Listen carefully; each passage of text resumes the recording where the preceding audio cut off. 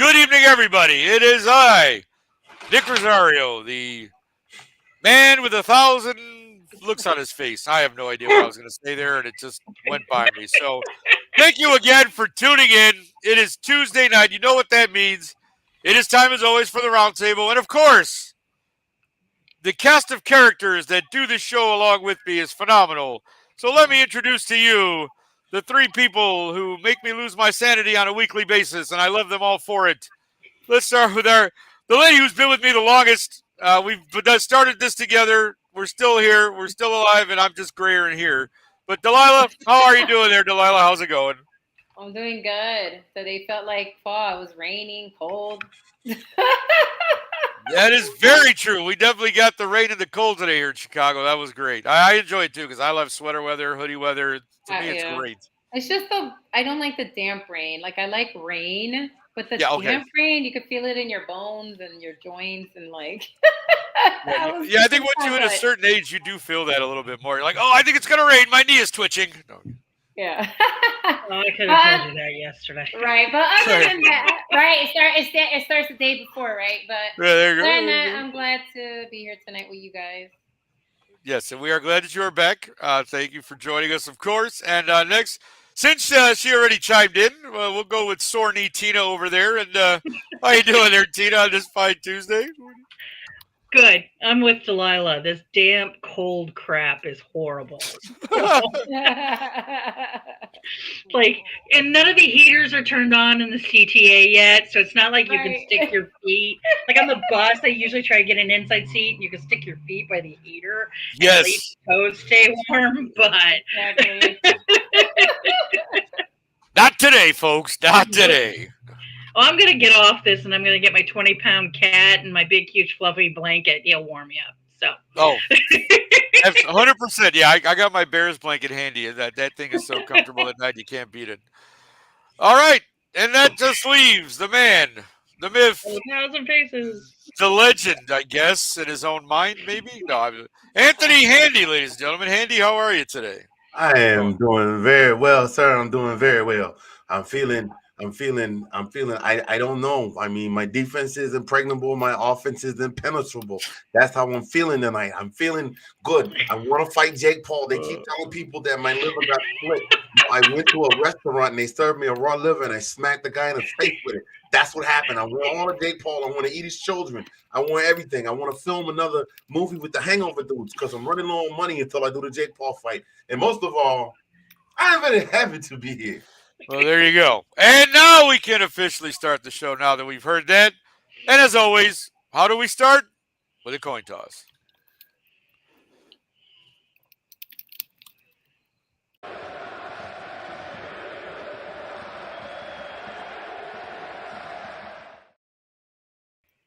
All righty. Well, a funny thing happened today in the NFL. And by funny, I mean that who couldn't have predicted this one after what happened this past weekend, right?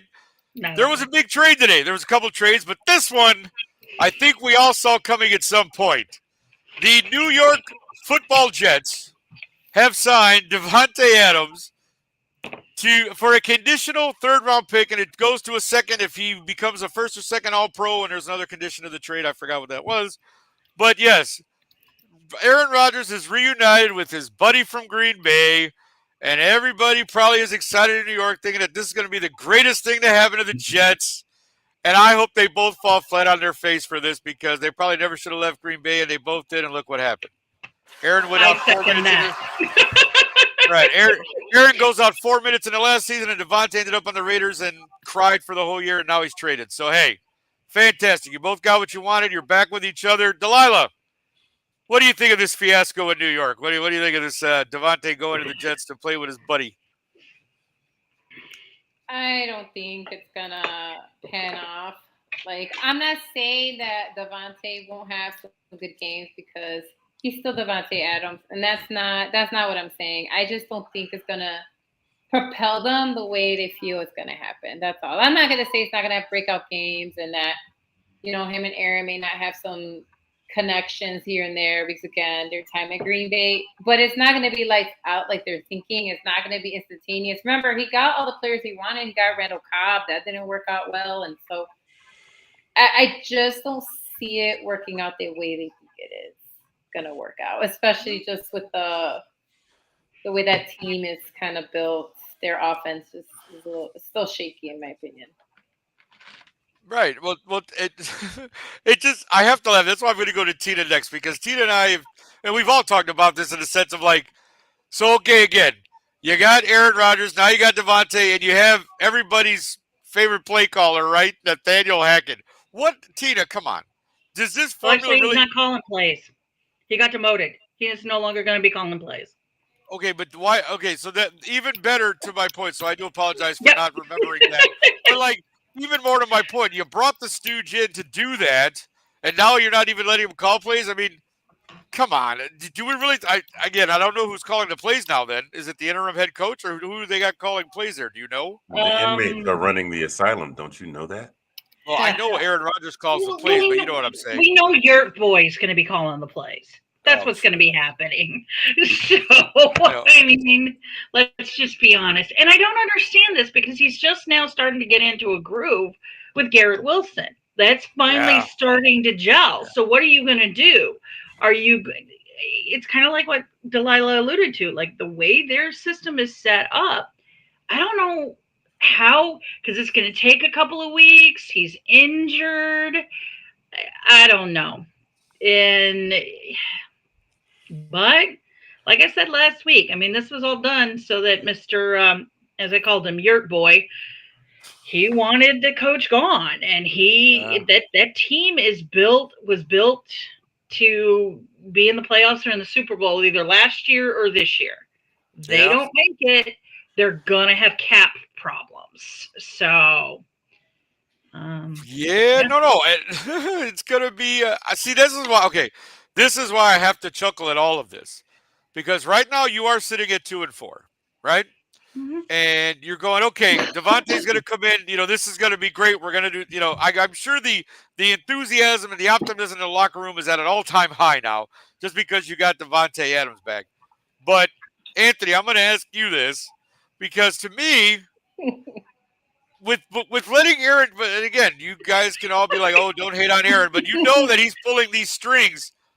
Why in the world are they give? Does this guy now have so much power? Is it almost like cutting your nose off to spite your face at this point? Like seriously, Anthony, give me what makes sense of this for me, would you please? Because I have no idea what's going on in New York. Dude, I can't listen. I have been nowhere near any of the substances that Mr. Rogers has put into his body, nor have I had the opportunity to live the lifestyle that he has lived, and I still can't make any sense out of it because I think he thinks he's that guy, dude. Honestly, that's what he somebody told him he was that dude. That's it, and he's got the same kind of power in Green Bay that a certain basketball player, 6'9" out of Akron, Ohio, with a receding hairline, has in Los Angeles.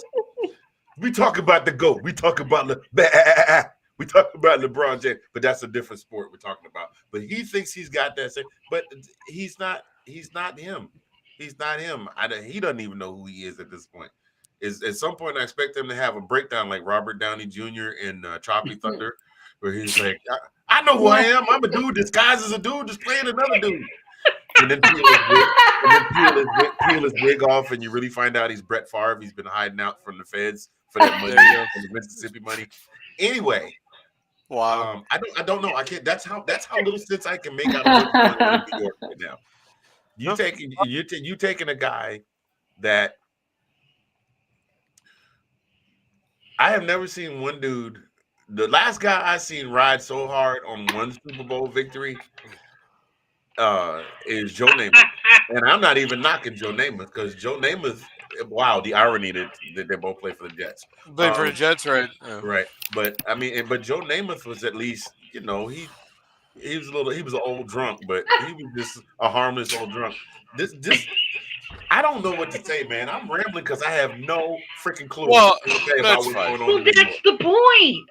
That's right. the Nobody point. knows. What all of us have said is this doesn't make sense. Like, why did they fire the one guy who was the defense, and that's the good part of their team? So now you're going to bring in the interim coach, who's also a defensive guy. So that's probably why they did it. And that's why I said last week, this was not about Woody making a good decision. This was about Aaron Rodgers saying, I don't want him anymore. I want him gone. Yeah. Well, I saw Sean say that Valdez was released from Buffalo. Yeah, no, and we were going to get to that. So thank you. That's a perfect because segue. Of who they just acquired. Right. Exactly. Perfect segue to my next trade because Buffalo. I have one thing to say. I'm going to make the joke. I got to make the joke. I think Woody's doing this because he's losing all the money from Johnson & Johnson baby oil not being as high as it was. Wow, there it is. And somehow we find our way back to P. Diddy. I love it. That's how, folks, that's how you do that. This is how you keep relevant with everything that's going on in the world. We're talking football, and yet somehow we got a reference to P. Diddy. You gotta love it. I'm telling you. That's how that works.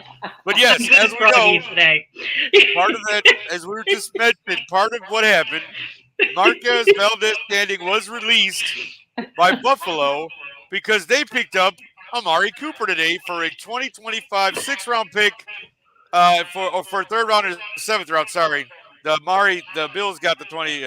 I screwed that whole thing up. Anyways, it's conditional picks. Let's just put it that way. And so, Marquez Valdez, the guy's got a long name. MVS was let go, and I guess I think we can all guess that at some point.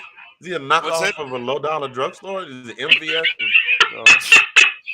I don't know. Somebody's taking drugs over there because, I mean, like, but how long before MVS ends up back in, the New York now with both Devontae Adams and Aaron Rodgers, right? Just bring the whole Green Bay Packers team back to. Well, sorry, Sean called them the New York Packers. Right. A lot of people are. That's what they are now. Yeah, I mean, like everybody, you got the offensive coordinator, you got the quarterback, probably have two receivers in a minute when they go ahead and take Valdez and put him on the team. So, I mean, yeah, like what. It's just ridiculous. But yes, Amari Cooper now. Now, again, I got to imagine this is a good move for Buffalo. Their receiving core hasn't exactly been stellar this year by any means. Mm-hmm. And so at least you have a legit guy to come in there and hopefully help out Josh Allen so he doesn't have to run all the time and take on tackles and knock people in the head because he can. Because the guy's like 6'4" and like 200, solid 200 whatever pounds. Like that. He just likes running people over, I think. But and I'll just throw this out to everyone, anybody who wants to chime in. I mean, given the struggles that Buffalo has had a little bit, but I mean they're good. They're in a good position. I'm not saying but again, receiving wise, they haven't been able to. They're 4-2, obviously, still a top 10 team by any means. But does this elevate them now? Does this getting Amari Cooper? Does that get them to that kind of that next level, that AFC East, or to really compete there for in the AFC division? Anybody want to go ahead and chime in for? I say no. Okay. Because Amari Cooper is hot and cold all the time, but he can block. We'll see what they do. I think they're already up there competing for in that part of the division, anyways. Yeah. It's a good acquisition for them. I just don't trust Amari Cooper. He's up and down. So if he's good and he does well with Josh, then that's great. He's able to kind of resurrect his career a little bit in my mind, but I don't think it changes anything with them. I think if this was kind of a we'll kind of talk about it with the other team. Like I think this was just somebody that they put on the roster to try and kind of beef themselves up, and then decided that they'd get rid of Scantling. Yeah. So like I said, MVS will probably that's my opinion. The Jets. Yeah. Go ahead, Delilah. I think this was good to me. I think this was a good signing for Buffalo because I do think that Amari was being wasted at Cleveland, to be fair to him. When he was in Dallas, he was actually doing a good job for them, in my opinion. And then they traded him, which people were shocked about. Like, I remember when they traded him to Cleveland, people were like, what are you doing? Like, people were like, why are you? So I do think that this will help Josh Allen, like Nick was saying, because Josh Allen, like he said, is a 6'4" behemoth of a quarterback. But he still shouldn't be running for his life. Like, honestly, we don't want to see the quarterbacks running for their life, right? Just in general. Like, it's okay. I watched that for the last 3 years here in Chicago, thanks. Well, I want to see Aaron Rodgers run for his life. But that's the only guy here. Yes, we want athleticism, right? Because that's the other part now, right? All these kids coming out, we know that, right? All the last few not few years, you've been watching college longer than me, but I know that they've made the quarterbacks more mobile, more athletic, so that you could get out of the pocket and run if you need to, right? But you still don't want them to be the ones that are running the ball all the time. I do feel that Amari will do a nice job for Buffalo, in my opinion. I think it's a better signing and trade than what the Jets did with Devontae, because I do think that Amari will help Josh Allen more than Devontae will help Aaron Rodgers. There you go. Facts. Go ahead, Eddie. I did. I said my piece. That's Oh, facts. that was it? Okay, no, I'm just checking. I just want to make sure that you guys, you're good, my brother. That's all. I know. You're good. I know. I was watching clips the other day. I remember what you said, sir. It's not like I can stop you from rambling anyway, sir. No. Hey, I want to let you go, bro. I don't, No, I see this as a good addition for Buffalo, but as far as a receiver, he's not rookie Amari Cooper anymore. Yeah. Right. He's got a few miles on him. Yeah. He's still probably, I want to say, in the maybe top 15% of receivers actively playing in the league, but he doesn't have that same stuff on him. As a matter of fact, what they're doing over at New York, to go back to New York for a second, kind of reminds me very much of the commercial that's on right now, where you got Dan Marino, Jerry Rice, and they all go, we can still play. We can still play. Yeah. So that's what they're doing over in Green Bay. Yeah. Anyway, well, I know LeBron James is mad that they traded him. I saw his tweet. Did you? Yeah, you saw his tweet. Yeah, the eternal Cleveland Browns fan, Mr. LeBron James. Yes. He's so much of a Cleveland Browns fan. He's so much of a Cleveland fan. He left his own hometown to go to Miami. He said, "You know what? I think I'm gonna go hang out at the beach for a while." And so then came back. Then he came back, and he was like, "Now I want to go. Now I want to go on the West Coast." Man, he need to shut up. Tell me what kind of a world. Wait a minute.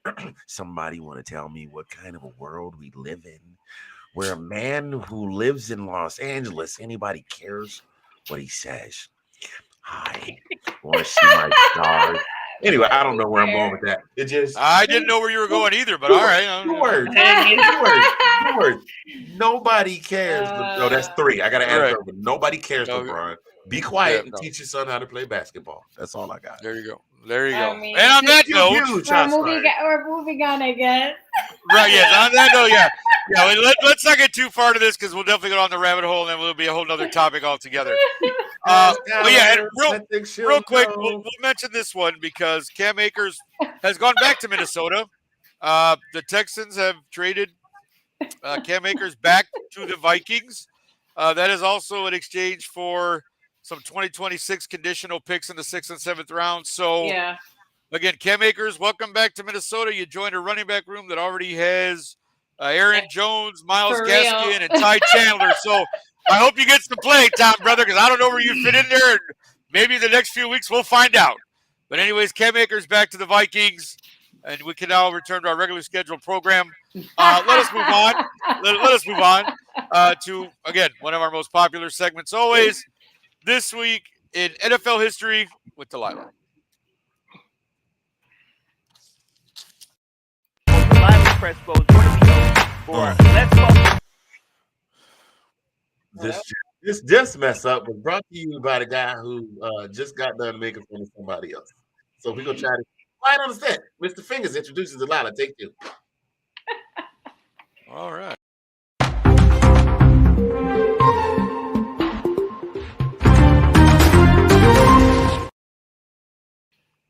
Oh, thanks. All right. So I just wanted to say that I'm still doing this segment. I'm going between diversity with Delilah because I do love doing that segment. The last 2 times I was on, I just want to cover a few of the players and things like that. But I haven't stopped this segment, which is, sports history and NFL history. What I wanted to talk about today is just kind of a little blend. October, I don't know if you know this, but a lot of times October and November are known as a sports equinox. The reason it's called the sports equinox is because all 4 major U.S. sports leagues are playing. We have the NFL with their season going. The MLB, it's October, right? It's playoffs. The NBA and NHL are kicking off like their preseason and stuff like that. And so October tends to be like that really fun month for a lot of sports fans. So the first sports equinox happened on October 17th, 1791. Basically, that's the first time it's happened. During week 6 of the NFL season, 13 games took place. One of those being, the Cowboys defeating the New England Patriots. They were building momentum under Coach Tom Landry en route to their eventual Super Bowl win that time. So again, that's something that started happening at that point. So just wanted to share some of that. And also this is when rookie Terry Bradshaw started with the Steelers. So again, it's just kind of exciting. And the 70s is when the sports equinox kicked off. Something else, and I know it's not football related, but I think it's cool. This is the MLB World Series Game 7, where the Pirates defeated the Orioles 2-1.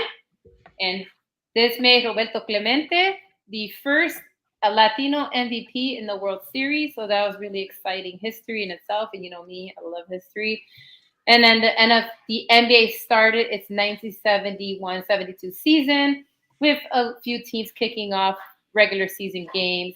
And the NHL started the regular season action following the league's recent expansion at that time to 14 teams. And so I just wanted to talk about the sports equinox. Again, October is when that really happens, but the first one occurred on October 17th, 1791. All right, guys, my co-host, people watching, if you could design your perfect sports equinox lineup, which games or teams would you want to schedule?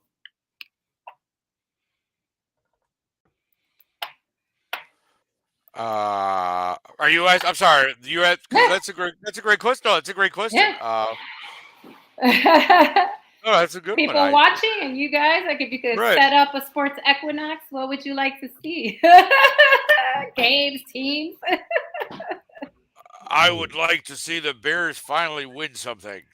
No, I had a mini equinox in 2016 because the Cubs won the World Series, and then Denver won the Super Bowl. Nice. Following. Yeah. So I had a mini one of those. So yeah, maybe having the Bulls, White Sox, and Bears all win championships in the same season, wouldn't that be phenomenal? And the Hawks. That would be a Chicago. Yeah. Oh yeah. Get all 4, baby. Right. That would be. My head would explode. I wouldn't know what to do with that. That would be great. It's kind of like if there was a World Series with the Sox and the Cubs in it. I think Chicago would literally be on fire. Oh, it would. Something's getting burnt down. Either park would get burnt down. They wouldn't happen at the same time. Those Right. Equinox means four games are going on at the same time from four different sports.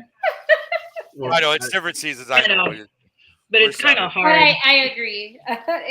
We ruined Delilah's question. We apologize greatly. 4 games at the same time. I would love to see actually played in Athens. I would like to see the Dogs play Florida in Athens for a change. Okay. At the same time that the Falcons are squared up with the Saints. Okay. I would want to see, now this would more than likely be preseason action, but the Spurs locked up with the Mavericks because the Spurs are the basketball is the only sport where my favorite team is outside of the state of Georgia. The Spurs are locked up with the Mavs. Okay. And I would love to see the Braves. Oh God. I can't really think of who I would like to see the Braves. The Braves, the Braves that won their first World Series. That particular squad squared up against the Boston Red Sox team that broke the curse. Okay. That'd be a good one. Nice. Those would be 2 fantastic teams playing each other. So both of those squads were ridiculous. Yeah. Good point. For basketball, you're not a Atlanta Hawks? I mean, I followed the Hawks because of Dominique, and he went to Georgia, and Spud Webb, but I never really got into basketball as a whole until I got older. And by then, I was stationed in San Antonio, and I had access to. I had a friend that had access to had access to tickets anytime they wanted because their cousin worked in the ticket office. So Oh, for okay. the entirety of the time I was stationed in San Antonio, I was in the. Were they playing in the Alamo Dome still? Yeah, they were in the. Alamo Dome. Yeah, Yeah, absolutely. they were Alamo playing in Dome. the Alamo Dome. I was every time the Spurs were playing, I was in the Alamo Dome, and that Oh, was cool. they had just won their first. They were on the heels of their first championship. The Twin Towers, David and Tim. God, Tim looks like a 7 foot tall Bobby McFerrin now with the gray locks, but it's so surreal to see. But Alrighty then. Sean Elliott had just come back from kidney surgery, and he was a local Right. hero. Anyway, I'm getting off the beaten path. Ooh. Yes. Well, Yes, Sean, yeah, we're gonna Sean move on. Well, I like Sean's picks. He got some good ones. He's got Washington versus Dallas, Orioles versus Yankees, Wizards right. versus Knicks, and Oh. UNC versus Duke. Ooh, he got some good ones. Those are pretty good. Yeah, that's not bad at all. Sean, look at you. Appreciate Sean Spencer chiming in here on the old comments, but we're going to take a quick break now, and we're going to be back in just a minute. All right, folks, enjoy this.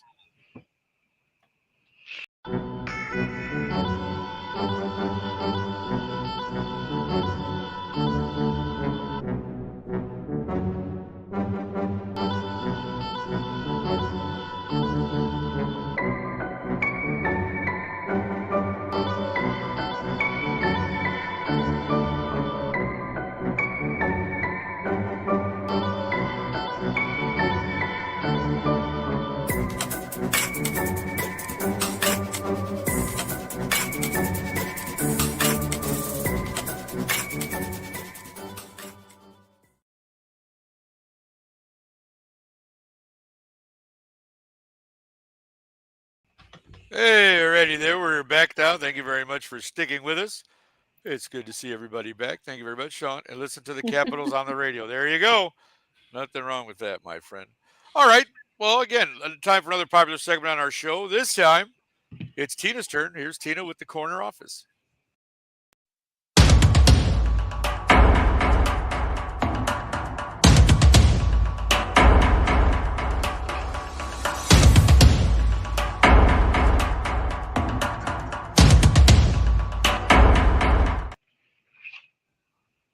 All right, everyone.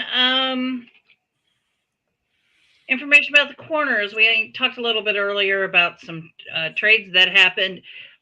Today, Eli Apple signed with the Chargers because Denver beat up 2 of their cornerbacks that are out for the next couple of weeks.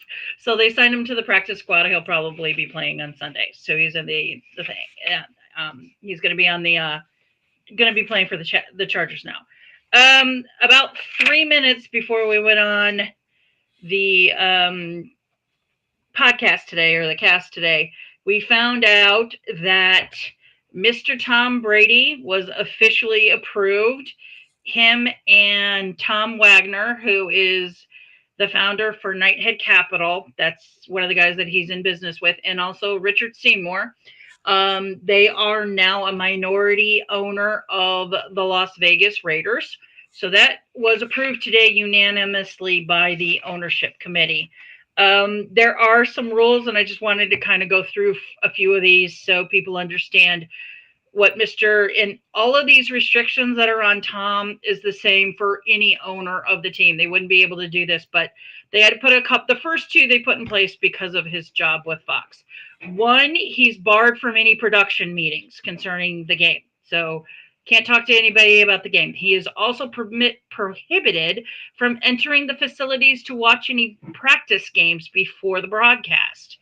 And this is the one that's true for any owner of a team, whether you're you're buying a majority or a minority. He is subject to discipline for criticizing officials or tampering with players on other teams with his comments on the air or in personal conversations. So if you remember a few years ago, Irsay said a few things when he was on the air about a couple of things, and he kind of got his hand slapped by the NFL. That's the reason why. And then the other thing that ended up happening this time is, in the past we've talked about like how ownership works and who can buy in and who can't buy in.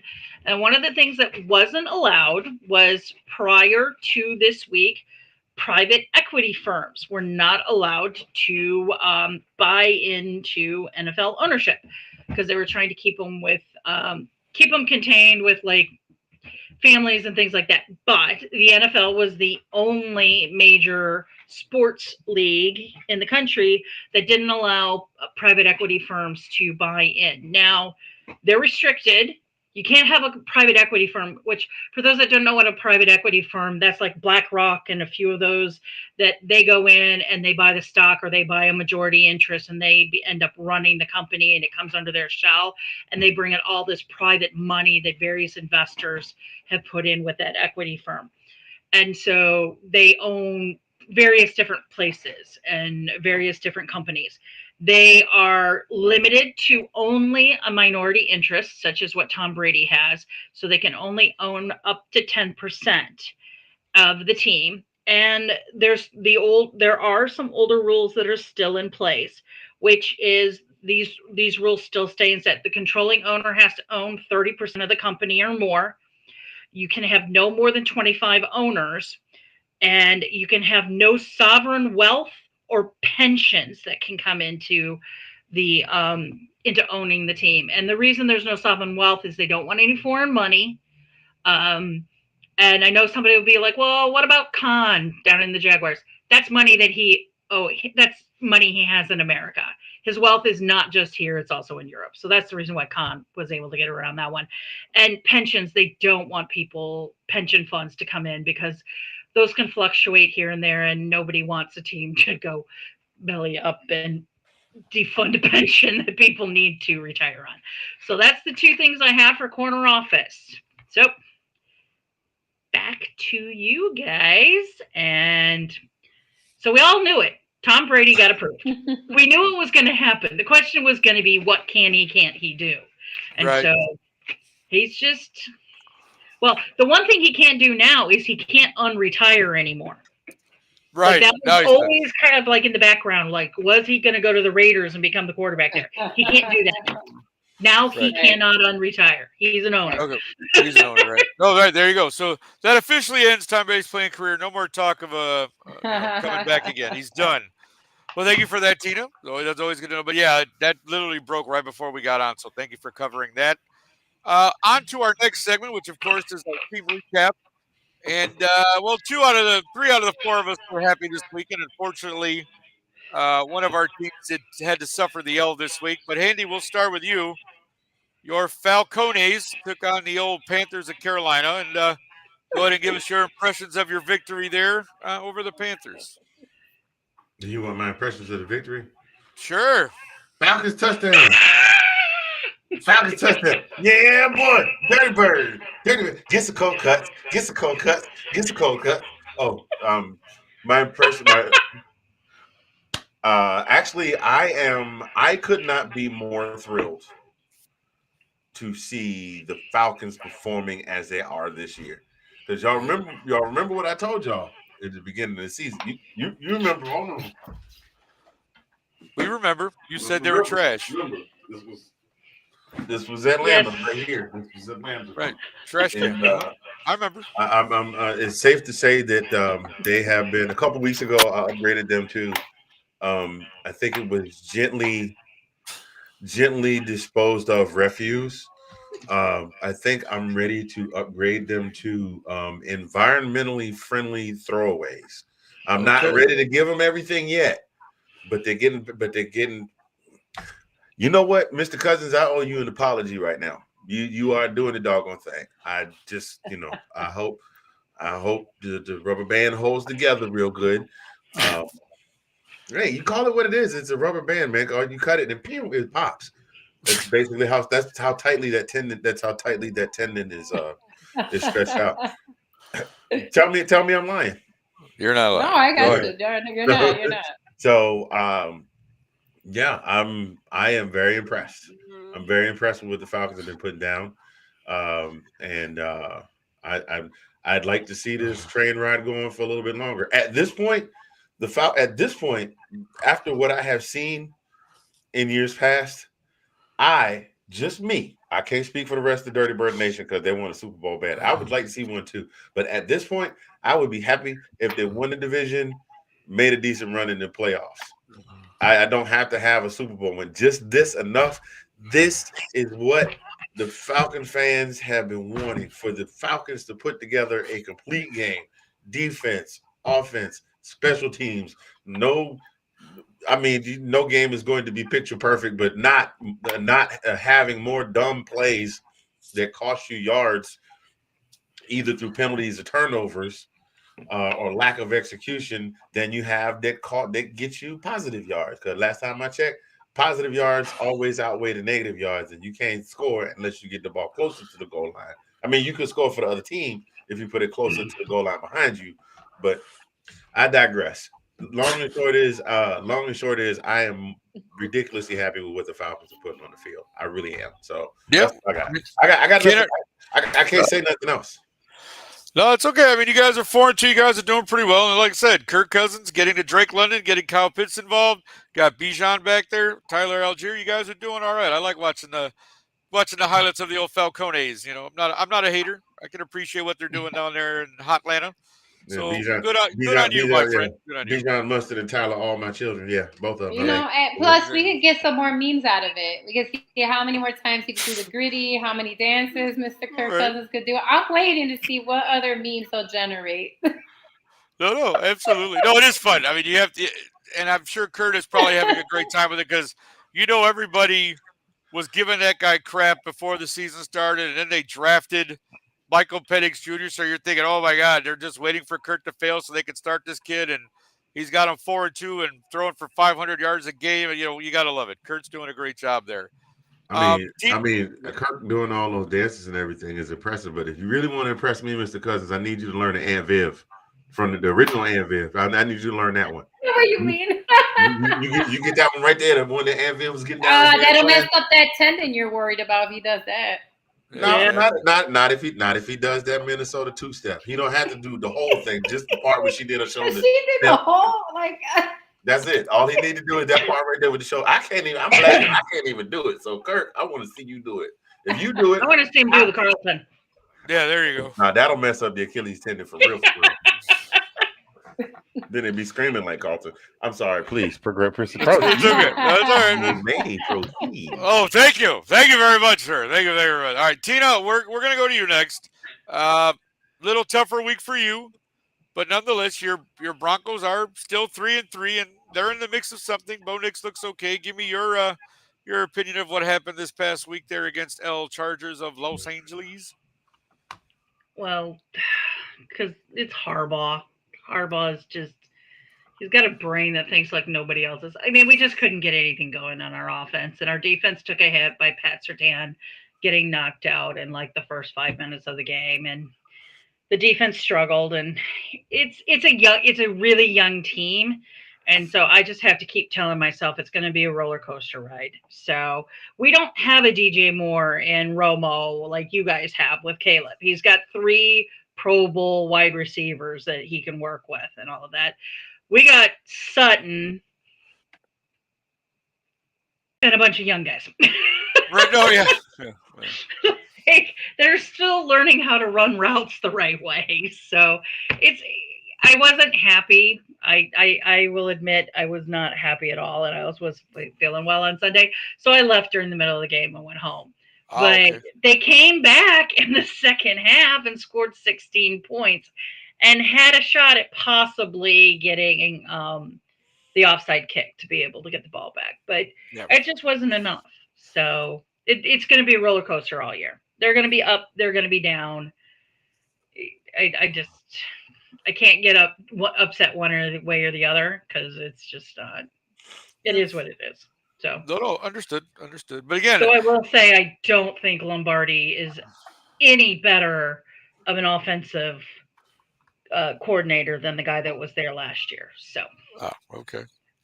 Well, again, hopefully with Bo Nix, again, get the kids some experience, and again, you guys have. I think you guys probably have a lot to look so many forward to. flashes. Yeah, like when he's running the ball, you can see why he was the way that he was at Oregon. Like they've just got to do more play action. They got to do something, but I think they're also trying to keep him reined in because they don't want him to get injured. They don't want to try.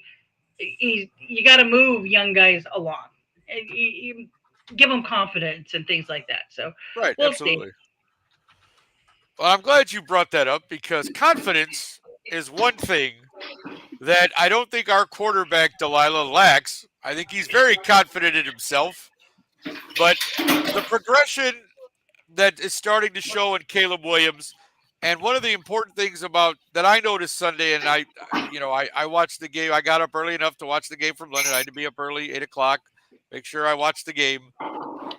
Just watching him go through his progressions, you could see his eyes moving. They showed it a couple of times on the broadcast where he's looking left, he looks right, he doesn't see, he's nothing there, and he does the check down or he gets it to.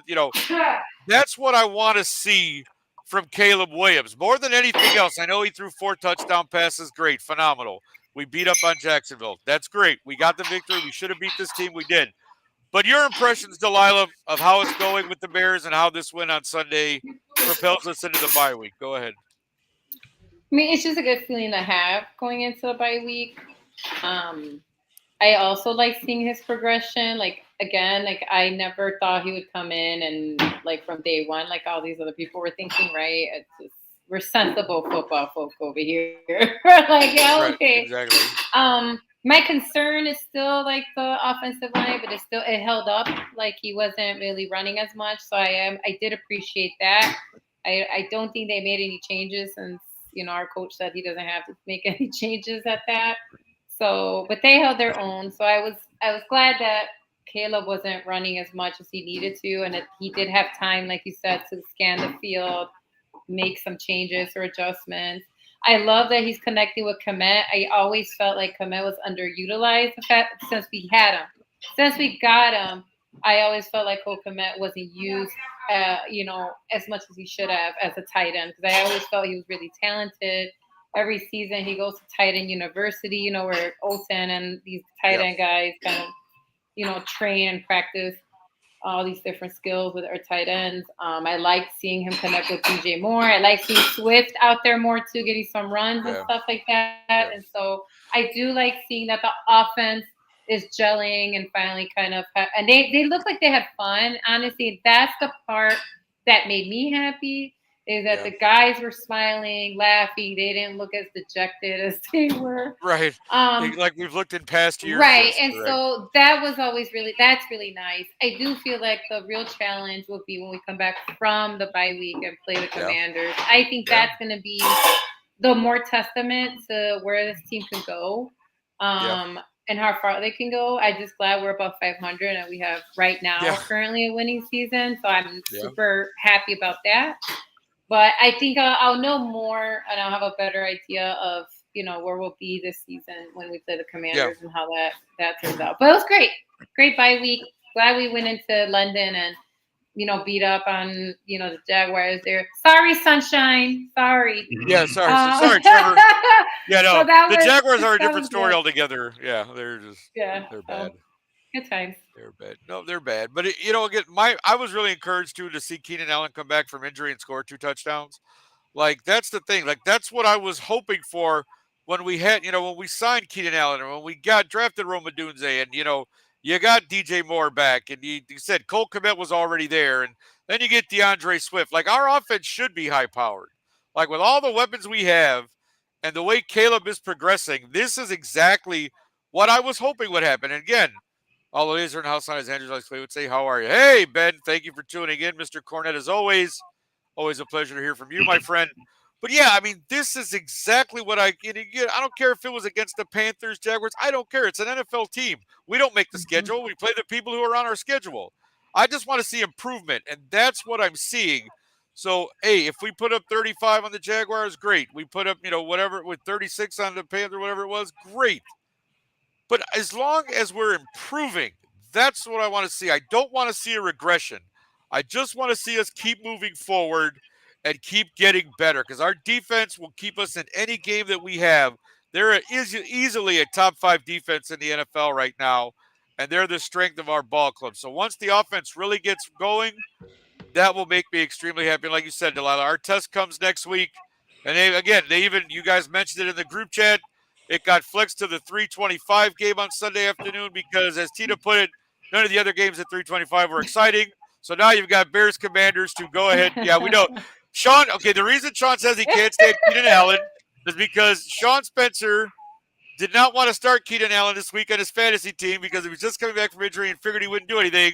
And the guy had a phenomenal game, and Sean the whole time was texting me back and forth, swearing on the chat between him and I because he would have got a lot of points and probably won his fantasy league this I week with wouldn't Keenan have played Allen. Keenan Allen either.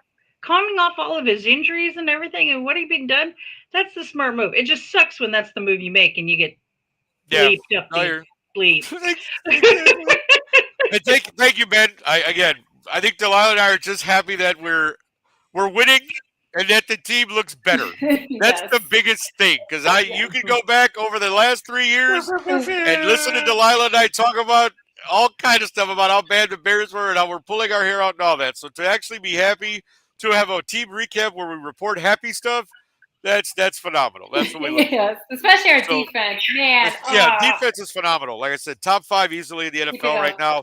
We've had a takeaway in every week, which I think is important to note.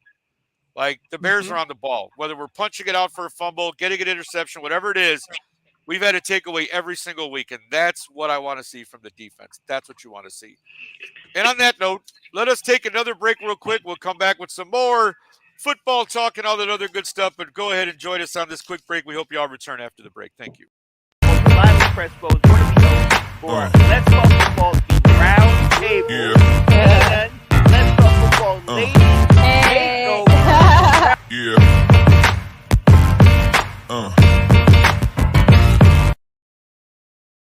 And we're back. Thank you very much. I hope you enjoyed that. Of course, Delilah, you can see her here on our show currently every other week on the Roundtable.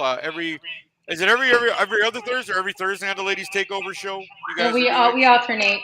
We'll be on next Thursday. Okay, so there you go. So catch her there as well. And again, thank you all for Diversity with Delilah and This Week in NFL History.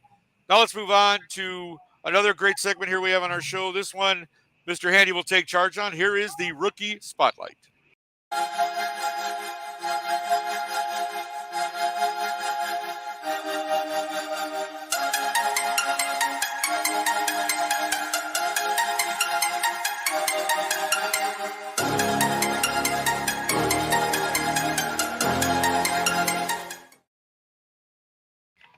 Hello, ladies, gentlemen, boys, and girls. It is I, the Caffeinate. I couldn't even say it, and it was dumb anyway. I was going to say Caffeinated Casanova, and then that made no sense because yeah, I'm that guy.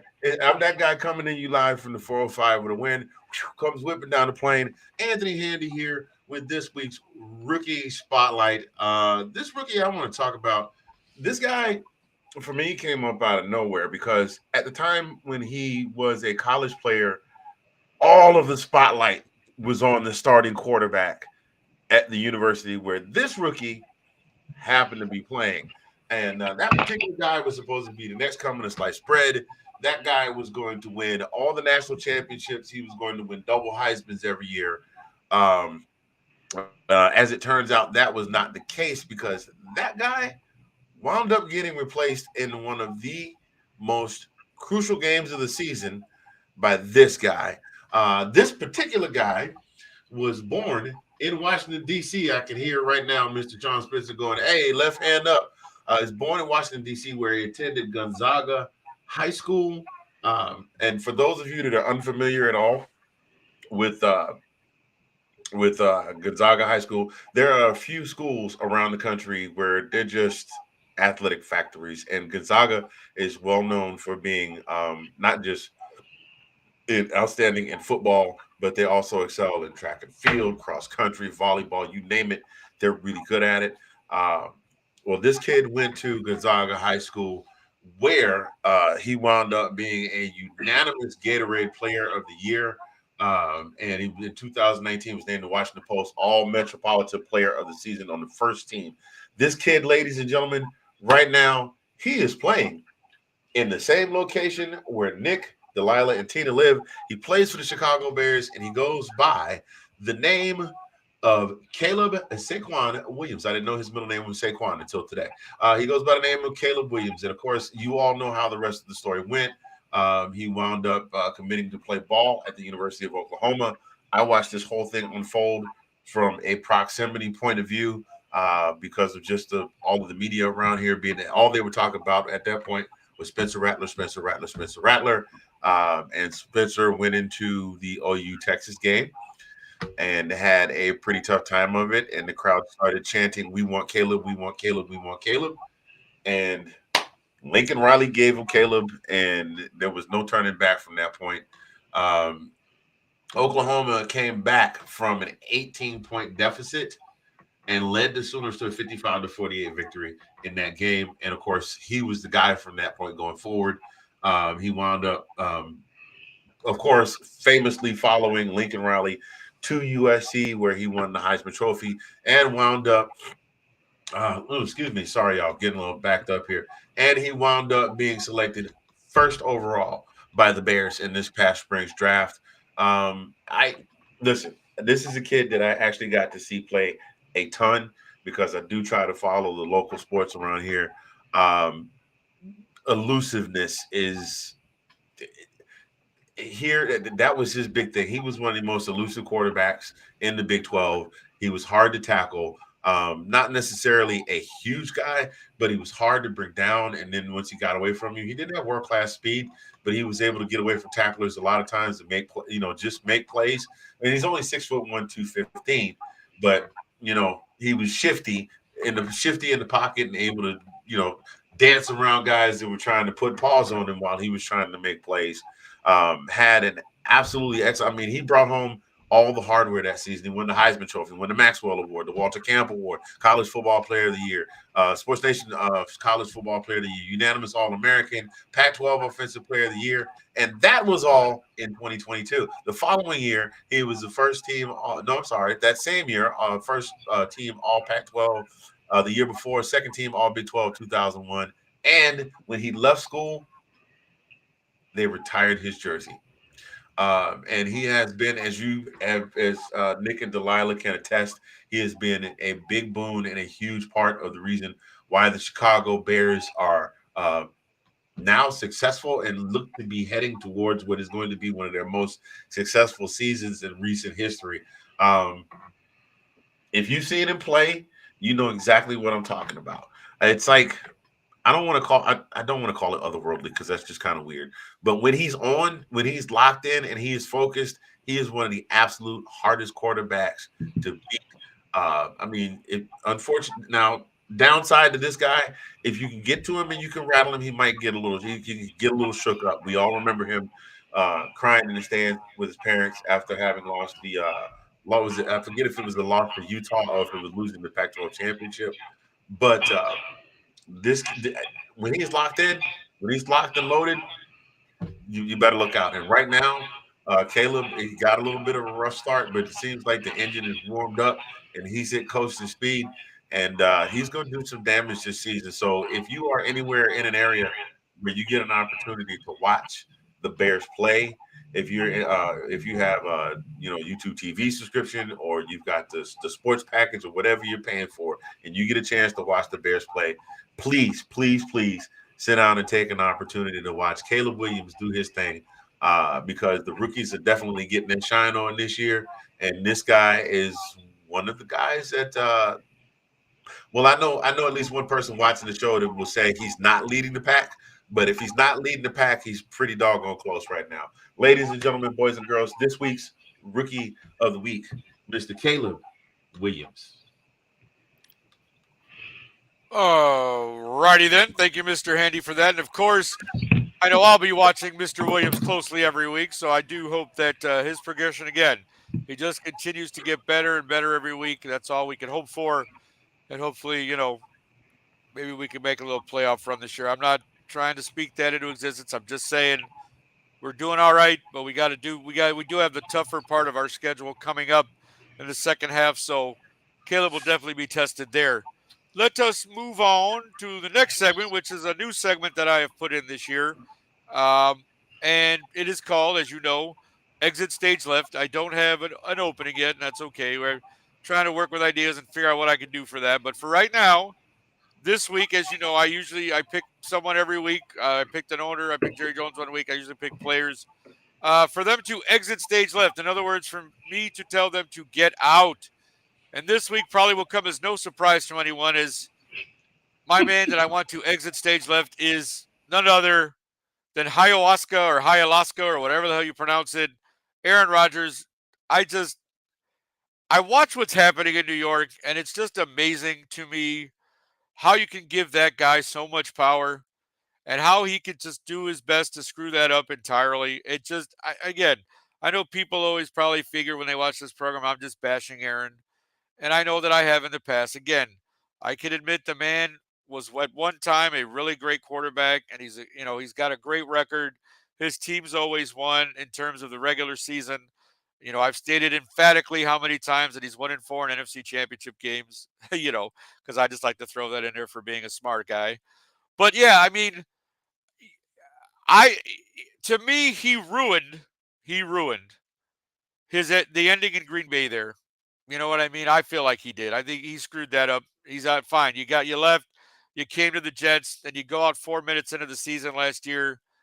Again, you can talk all you want about people who don't, he doesn't need to show up to camp. He doesn't need to do this. He doesn't need to do that. But yet then you watch the beginning of the season and you don't see some continuity between him and his guys like Tina mentioned earlier. Garrett Wilson, he's just starting to find some stride with because it was very hard for them to connect in the beginning of the season. Now you're finally get Garrett going. You're going to bring in Devontae. I think we can all predict that maybe Marquez Valdez-Scantling ends up in a Jet uniform now that the Bills cut him. So again, it's giving Aaron everything he wants, but you're not getting the results you want. I mean, again, I know it's early, but you're 2-4. You haven't, Aaron has played well in a few games, but in the other sense, it's not getting it done. And you can blame whoever you want, but hey, again, as I said before, and as everybody says too, right? The quarterback is the most important position on the field.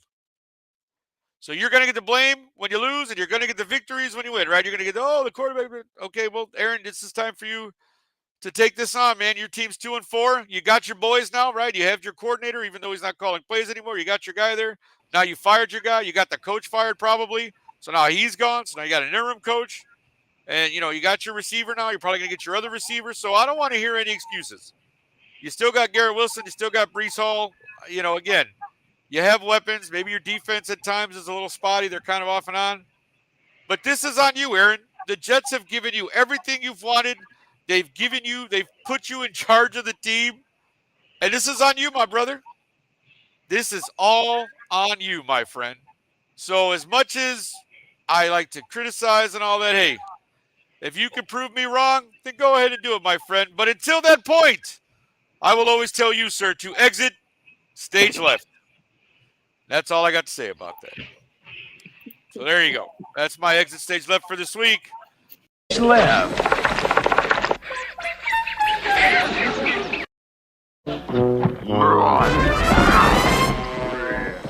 Exit stage left. Well, thank you, Handy. I love Hanna-Barbera cartoons myself, so that was great. Thank you very much. Not expecting that at all.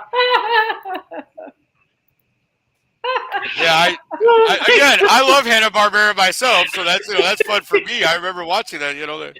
Actually, one of my fantasy football teams is called the Really Rotten. So I mean, that's where I got that from. And, I mean, truth be told, that's another show altogether. But that's where I got exit stage left from was Snagglepuss, because I watched Hanna-Barbera cartoons as a kid. So there you go. All righty. Well, look at that, folks. As fast as that goes, here we are. Again, another show just about over. We want to thank everybody who was in the comments, Sean, Ben, anybody else who commented.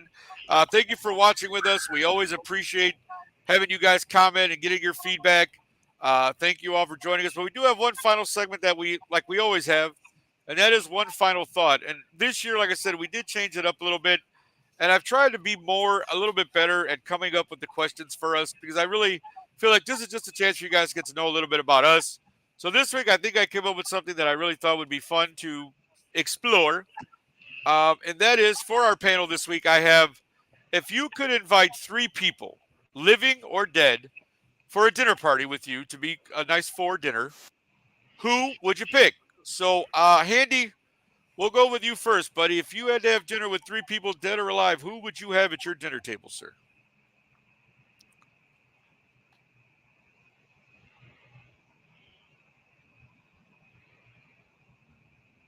You're on mute. Oh, you're muted, Anthony. You there, buddy? John Bon Jovi, just because you gave me the dead or alive option.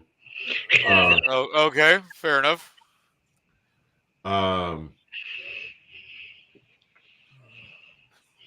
Wow, that's a lot of history to go through. Actually, I take that back. Dead. I would like to go 7 generations back in my family and have a meal with my grandfather. 7 generations back. His name was Bilali Muhammad, and he was the first of my father's family to set foot on American soil. Okay, no, that's awesome. That's great. And then I would like to sticking with the deceased. I never got a chance to know my mom's father because he passed away before she went off to go to college. Oh, okay. And I wouldn't mind sitting down and having a meal with him and just talking to him and getting to know him. Now, of course, I know he's gonna give me a whole earful because he's old school.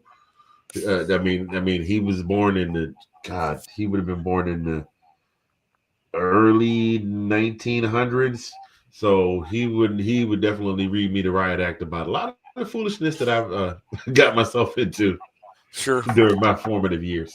And I'm actually, I said to Bon Jovi and Jess, the third one, that's a good one. No, I just stick with John Bon Jovi, just for the fun of the fun of the dead or alive option. Okay, fair enough. So there you go. But again, a couple of family members of Bon Jovi, that would be a very interesting dinner, I would think. So that would be enjoyable, I would assume. So thank you very much for that, Anthony. Tina, we'll go to you next. 3 people, dead or alive, who you'd have over for a dinner party. Well, one of them is right there.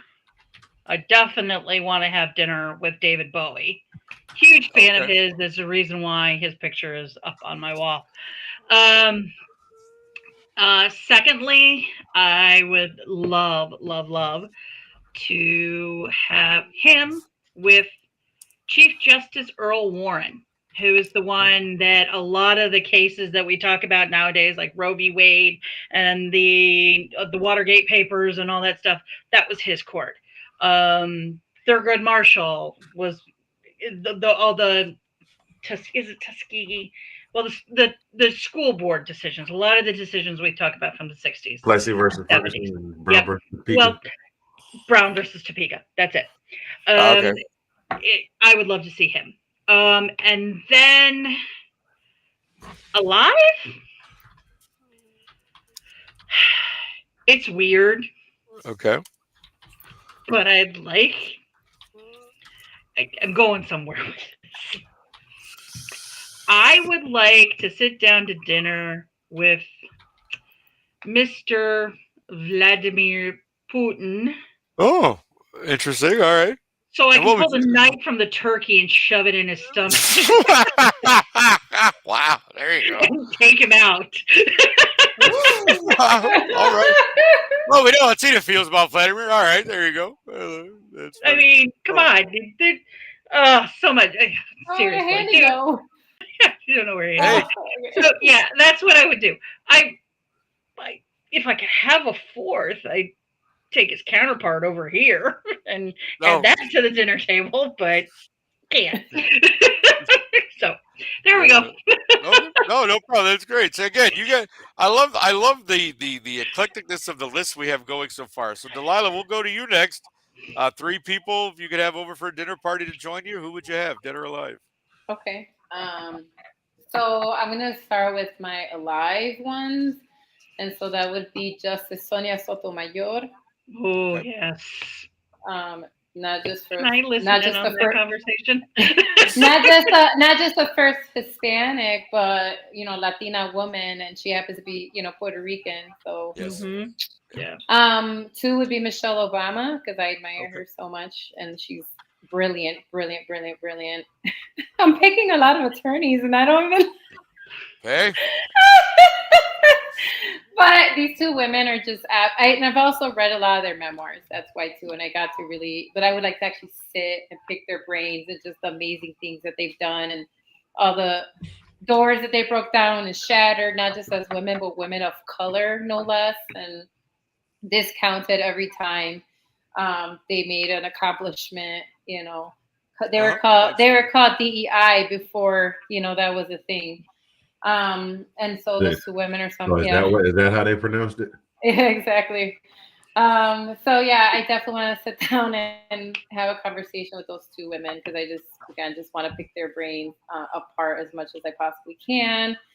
And the third, no longer living, Miss Coretta Scott King, because Yes. she is a big reason of why we know Dr. Martin Luther King's legacy. And she's often forgotten, and it's unfortunate because it's because of her that we have the Civil Rights Museum. It's because of her that when you go to Atlanta, that beautiful, which I recommend everybody go to Atlanta and please visit there. It's absolutely amazing.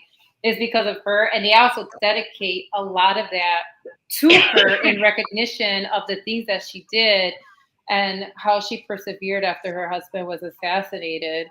But we know Dr. Martin Luther King because of Coretta Scott King. Let's remember who she is and how she was integral in the civil rights movement with her husband. She wasn't just passive.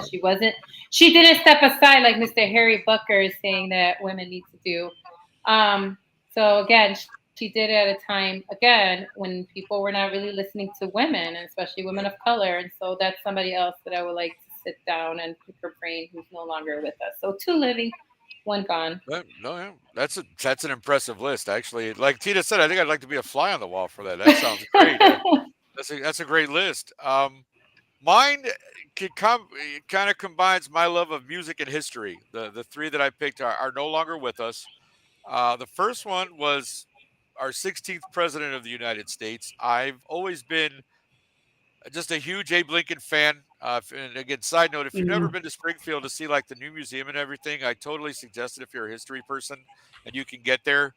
Absolutely phenomenal. I went about 5, 6 years ago, and I had the greatest time. It was fun to see everything. I agree. I did read an Abe Lincoln biography years ago that my dad had, and I've always been fascinated with Abe and just think he would be a great dinner guest. We could talk, his collegiate wrestling, and all that, and then the time in politics and all that stuff. So Abe is one of them. The second one is John Lennon. I was always a huge Beatles fan, kind of thanks to my father. And I've just, knowing that John was one of those guys who really stood up for what he believed in, whether you Yeah. agreed with John or not, he never wavered in his conviction. Like, and just, again, from a music standpoint, obviously, I was a huge John Lennon fan. And I was watching Monday Night Football live with my dad when the announcement came in that John was assassinated by Mark David Chapman. So it's always something that stuck with me. And just, yeah, I just think it'd be somebody that I'd really like to just talk to about anything.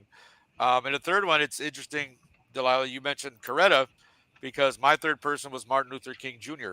Again, a civil rights leader. And I've always, as I've gotten older, I always feel like I really learned more as a person just reading about history and reading about people like Dr. King, Mhm. who just understood that, man, we are all we're all people. Like we should all be equal. Like I bleed the same as you guys. I put my pants on one leg at a time like everybody else does. Like I'm no better than anybody else, man. Like I just respect for people is big for me. Like I like to show everybody respect. I treat people the way that they're gonna treat me. I try to be as cordial and as pleasant as I can be whenever I meet someone. Like I just feel like talking to Martin would really give me a sense of like just calm. I think it's just knowing that here's a man who really just it's hard sometimes. I'm sorry, I'm getting a little emotional, and I No. just you, Mhm. you you know people like Mhm. that and people who live their lives like that. I mean, I don't know. That's the thing too.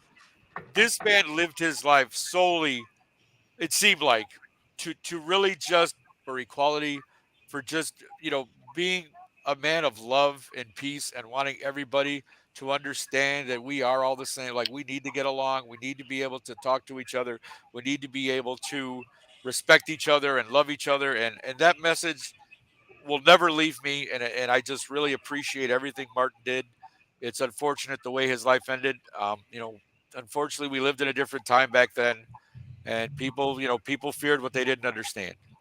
And I mean, there's still some of that going on today. That's a whole nother subject for another time. But yeah, my three would be Abe Lincoln, John Lennon, and Martin Luther King Jr.